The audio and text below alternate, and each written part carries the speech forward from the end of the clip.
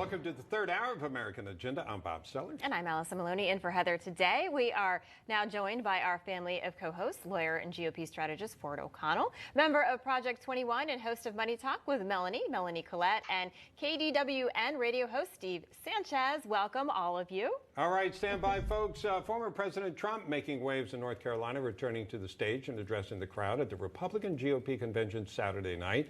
He hit on a range of topics from the border crisis to the jobs numbers, the COVID crisis, also endorsing North Carolina's Representative Ted Budd for Senate, whom we talked to last hour, giving many the impression that Trump's back.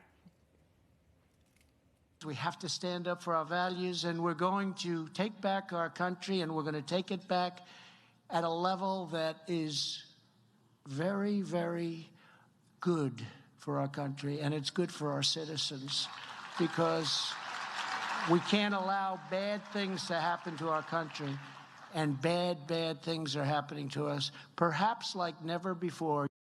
All right, so what did you think of the speech? Are we seeing a Trump comeback? Before we get to our panel, let's bring in former advisor to both Presidents Clinton and Trump, Newsmax columnist and host of Dick Morris's Democracy, Dick Morris himself. So, Dick, what did you think?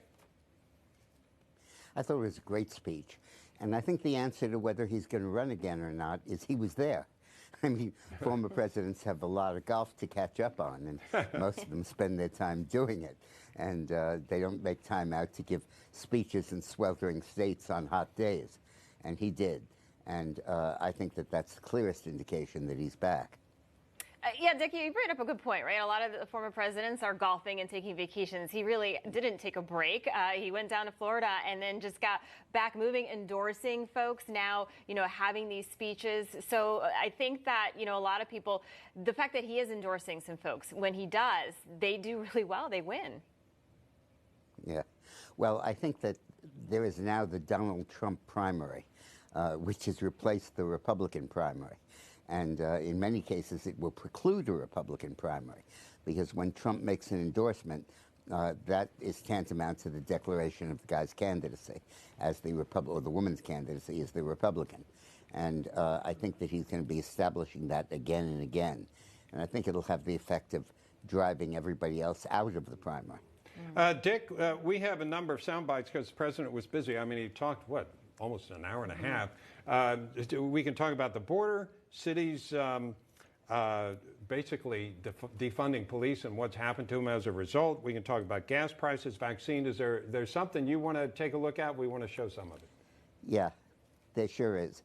I think that Donald Trump struck a chord in the speech that will be the theme, really, of much of the Republican Party over the next 2 years. When he spoke about the wrongness and the unconstitutionality of favoring one race over the other. Basically, Martin Luther King's idea of equality is now up for grabs. The Democratic Party has thrown it out the window.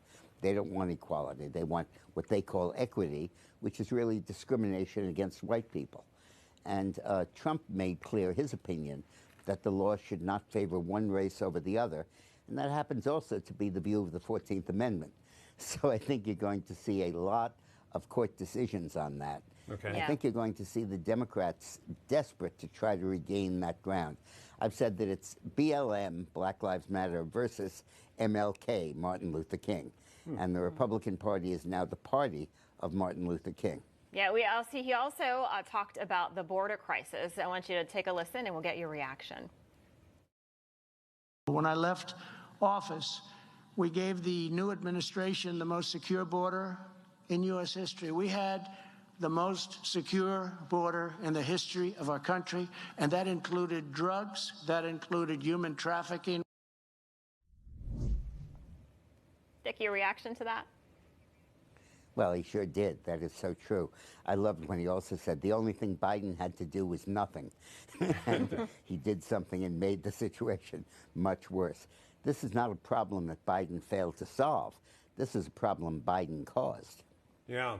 Let's bring in our panel now, and you can ask Dick a question or make your own comment. And I'll start with you, Ford.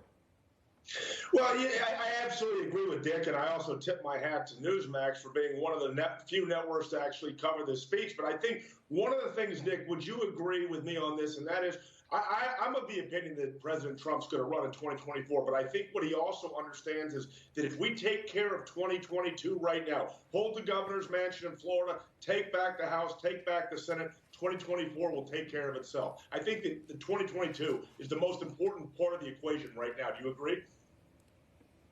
Well, I think for America it is, because I think that we have to stop this Congress from destroying this country. I wouldn't take 24 for granted if we win 22. Remember, Clinton hired me after he lost Congress in '94, and I got him reelected in '96. It still is possible to do that. But I do believe that the election of 22 is absolutely the most significant election. We always say it's the most significant election because of what could happen. Well, now it's the most significant because of what did happen, and we have to undo. Yeah, a lot to undo, Republicans saying. Melanie, I want to get your take. What do you think? I would argue that President Trump never went anywhere. I know that all the headlines are saying that President Trump are asking the question, is President Trump back? And I would argue President Trump never went anywhere. Perhaps it's just in my own heart and mind as a card-carrying fan of President Trump, but he never went anywhere in my mind. He has continued to be influential in the Republican Party and influential on every race that we've had, special election that we've had since he's been out of office. And I would argue that this speech was just a reminder that President Trump is not going anywhere. Yeah, Steve, your thoughts here. I agree with Melanie. Trump has been there. He's the kind of guy, he's a strategist. He's been observing, he's been, looking, watching, letting others observe, letting a lot of Democrats that are having buyer's remorse that voted for Biden look at exactly what they've done. It's almost as a parent, trying to teach their child how to raise them up. And sometimes you have to let them fall and get some consequences before you come in and you put them in the right direction. This is exactly what I'm seeing with President Trump at this moment, at this level. There's no question in my mind. He hasn't gone anywhere. The best is yet to come. Want to get another soundbite here regarding the cities defunding police, because we've seen what the consequences been with murder rates and aggravated the crimes are up. Let's hear what he had to say about that.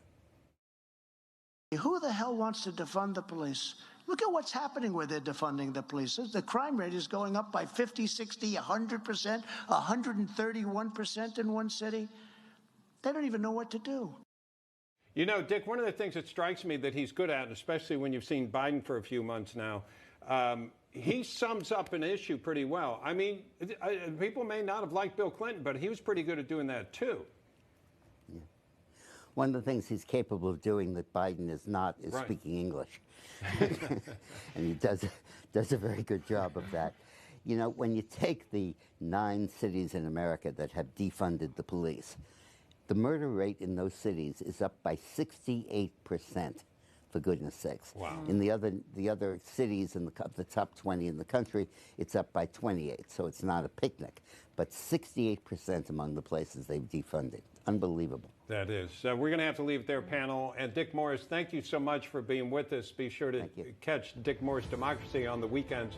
Coming up is President Biden allowing secure U.S.